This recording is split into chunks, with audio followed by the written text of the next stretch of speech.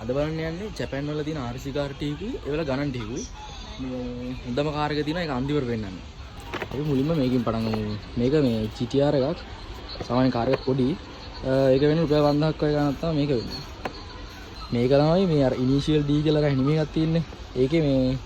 ඒකේ අර AB86 car එක තමයි මේක අර මේ ස්ටික් නෙමෙයි මේ වීල් එකක් තියෙන්නේ.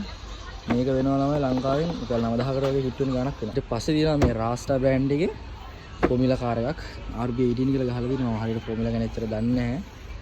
මාර ලස්සන ළමයි ඩීටේල්ස් එහෙම ගත්තොත් නම් මේක 14000ක් වගේ වෙනවා. ඊට පස්සේ මේ සෙනා එකක් තියෙනවා. මේ රාස්ටා බ්‍රෑන්ඩ් එකේ වාහන තමයි මේ මාර ක්වොලිටි මාර ඩීටේල්ස් තියෙනවා. මේක ඒගොල්ලෝ පොඩි එකක් 11000ක් වගේ වෙන්නේ. GT2 RS එකක්. මේක GT3 එකක් පරණ. මේක නම් මොකද්ද මම දන්නේ නැහැ. Lamborghini SC කියලා එකක්. ඊට පස්සේ KDH එකකුත් තියෙනවා. මේක මේ වීල් එකක් තියෙන්නේ. මේකේ මේ ඩිකි එක එහෙම තරින්න පුළුවන්. ඉතින් කාර් එක මේකේ මේ උඩ ගලවන්න පුළුවන්. මැෂින් එකක් තියෙනවා. මේක ළමයි රිෆ් කරන එක. මේ ඔක්කොම ඇඩ්ජස්ට් කරන්නත් පුළුවන්. මෙන්න ළමයි කාර් එක F40ක්.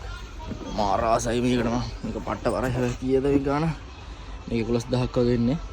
මාර ලස්සන ළමයි. මාර ඩීටේල්ස් බලන්න මේ. වලට පේනවද? ඇතුළ ගත්තත් ඩීටේල්ස් ගොඩාක් තියෙනවා. මේ ඔක්කොම RC කාර්. ඉතින් මේක රිමෝට් එක.